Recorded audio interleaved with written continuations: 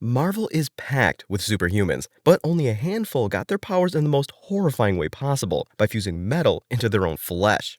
From a kid who had his entire mind wiped and replaced with a Soviet computer, to a man whose four thinking, breathing, scheming robotic tentacles decided that they liked being in charge more than he did, these are every human machine hybrid in the MCU explained.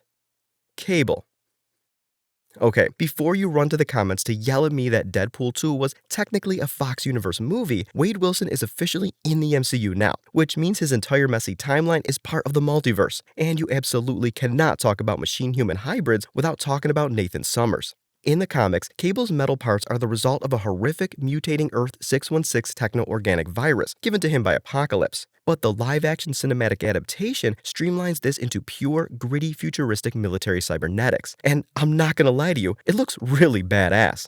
Cable isn't just a guy with a metal prosthetic, he is a walking arsenal seamlessly integrated with future tech. His left arm is entirely mechanical, granting him enough raw physical strength to casually punch Deadpool across a prison block and go toe-to-toe with the Juggernaut. We see him using his metallic limbs to shield himself from point-blank explosions and automatic fire without flinching. But it's not just the arm. His cybernetic eye acts as a real-time tactical HUD, scanning environments, calculating trajectories, and interfacing directly with his ridiculously oversized future guns. What makes Cable such a standout hybrid on this list is how aggressively utilitarian his upgrades are. There's no sleek, polished Iron Man nanotech here. His cybernetics are brutal, scarred, and exposed, perfectly matching the demeanor of a soldier who has spent his entire life fighting in a post-apocalyptic wasteland. He's half machine, half grizzled veteran, and entirely lethal. What sets him apart from someone like Bucky, though, is how aggressive and heavy his upgrades are. This guy doesn't come with sonic blasters, repulsors, lasers, or a Wakandan vibranium arm. His toolkit is pretty brutal and rough. The movie also uses really good sound design to emphasize his hybrid nature. Every time he moves, you hear the heavy whir of servos and the clank of reinforced steel. He doesn't fight like a ninja, he fights like a tank, planting his feet and letting his mechanical mass absorb the recoil of weapons that would shatter a normal human's shoulder. Bucky Barnes. Gotta bring up the original cyborg, Bucky Barnes. Bucky's metal arm was basically forced onto him. It's literal physical proof of the fact that he got turned into a Nazi toy. When Bucky survived his fall from the train in 1945, he basically got turned into Hydra property. You all know the story. His left arm needed to be amputated, and in exchange, he gets a brutal Soviet-era titanium metal arm. Visually and audibly, the original Hydra arm set a standard. Look, I know that there were other people with high-tech running around. I mean, just look at Tony and Rhodey, but nobody had a giant buff metal arm that would shake Cap's shield. Combined with the super soldier serum, that arm gave him the output to overpower Cap on his own, and he was able to match him blow for blow.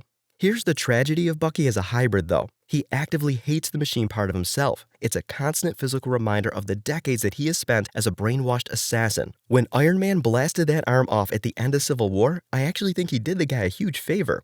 Bucky was finally severed from Hydra. Then we get the upgrade. In Wakanda, Shorty gives him a new, sleek black and gold vibranium arm. This is a massive tech leap. It's lighter, nearly indestructible, and honestly, it just looks 10 times cooler than the Hydra one. I also think it reframed something really horrible that happened to him. Where prosthetics were once a sign of trauma for him, they are now a reminder of people who tried to heal him and a friend who got him the help that he needed. Although in the process of healing him, they also attached a devastating reality check.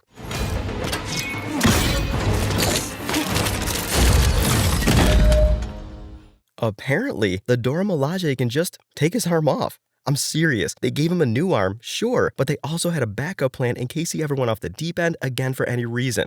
Io just hit a few pressure points and it just came off like a toy. Doc Ock.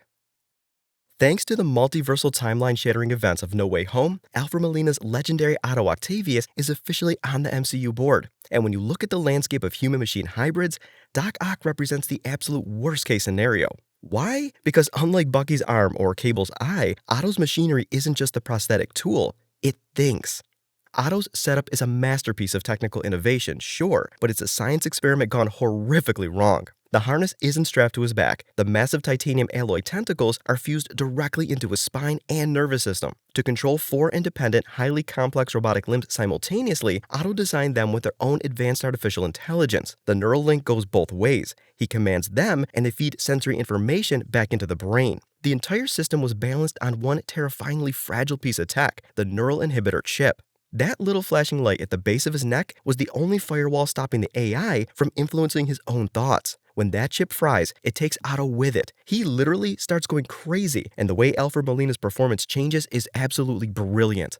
I think the worst thing about Doc Ock, and this is something that Insomniac's Spider-Man really nails in my opinion, is that Otto is actually a pretty decent guy. He knows he's a genius, and he believes he could use his intelligence to give back to the world. But when the tentacles take over, he just becomes a complete madman, and you really get to see this play out perfectly in No Way Home. When Tom's Peter uses the Stark Fabricator to forge a new inhibitor chip for him, he essentially gives Otto his own mind and life back, and you see the guy for what he really is, a genuine sweetheart, not a crazy, lethal mad scientist. The thing is, despite being a middle-aged guy, he's a madman with 4 massive titanium tentacles, so he can still give Spider-Man a run for his money and become a devastating threat. Modok. As far as body horror abominations go, Darren Cross takes the crown. To the quantum realm, Scott. Our fates have always been forged together. Darren? Though finding one that fits will be a challenge. When you talk about human-machine hybrids, you usually imagine some cyborg with a metal head or someone like Bucky, not a middle-aged, giant, stretched-out face floating in a metallic chair.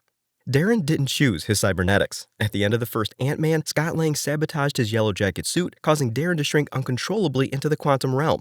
Because the shrinking was violently uneven, his biology completely collapsed. His head expanded to massive proportions, while his torso and limbs shrank down to the size of a baby's. He was a biological catastrophe that should have died instantly.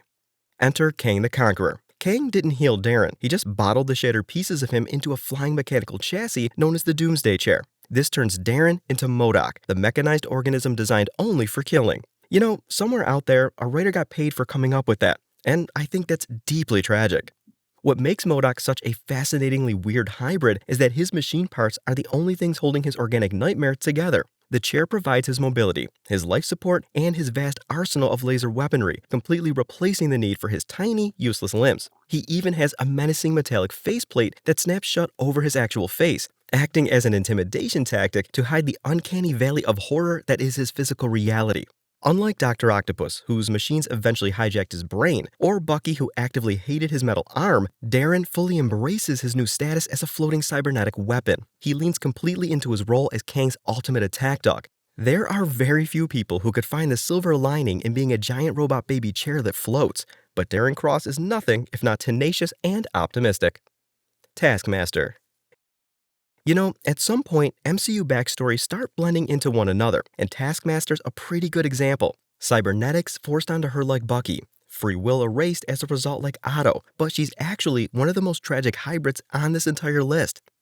Following the explosion in Budapest that left her severely disfigured and near death, her father, General Dreykov, didn't just save her life, he saw it as a chance to turn her into a weapon. He implanted a highly advanced computer chip directly into her cerebral cortex. This chip didn't just keep her alive, it bypassed her conscious brain, allowing Dreykov to pilot his own daughter like a video game character.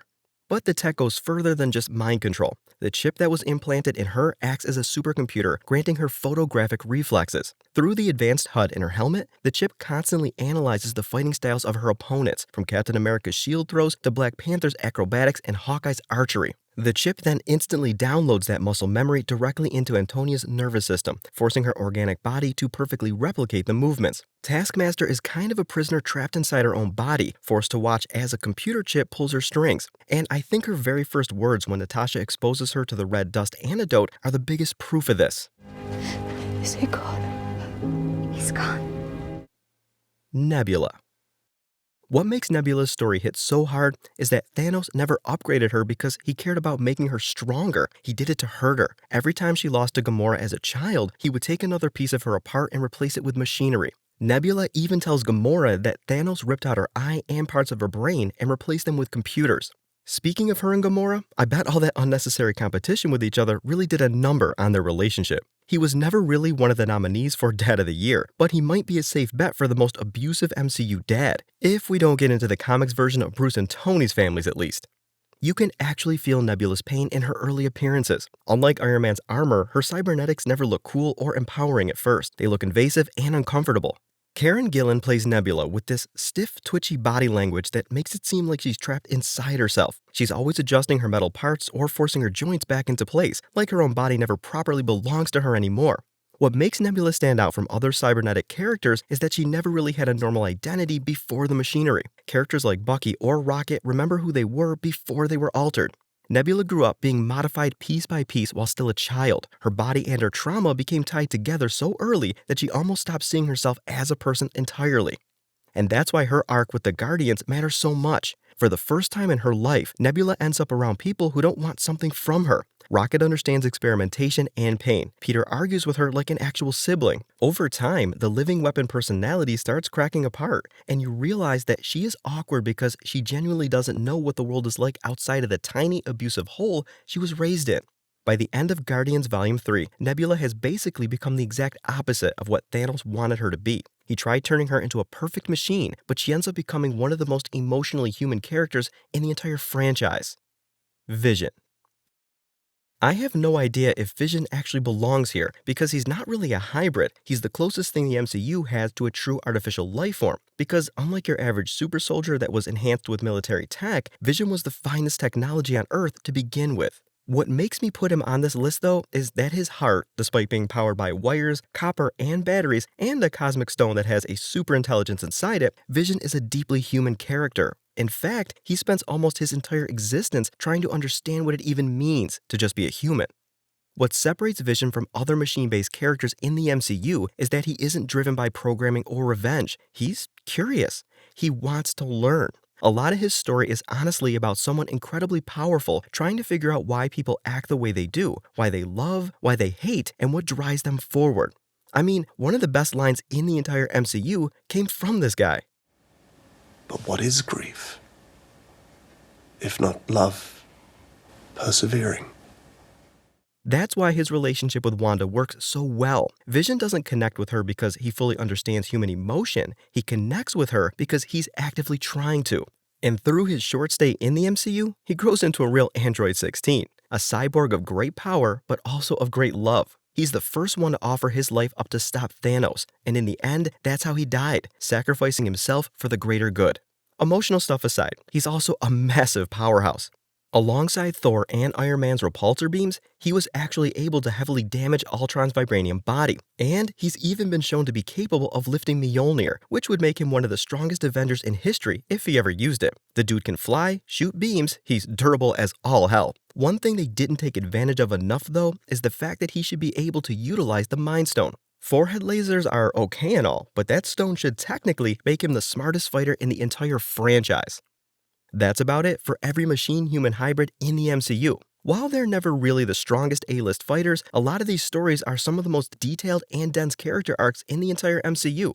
Which one was your favorite? Personally, for me, it's Nebula. Not sure if it's because of how good Karen plays her or because I'm a sucker for found family tropes, but she's got my #1 spot. If you like this deep dive, let us know and we'll come back with a part 2.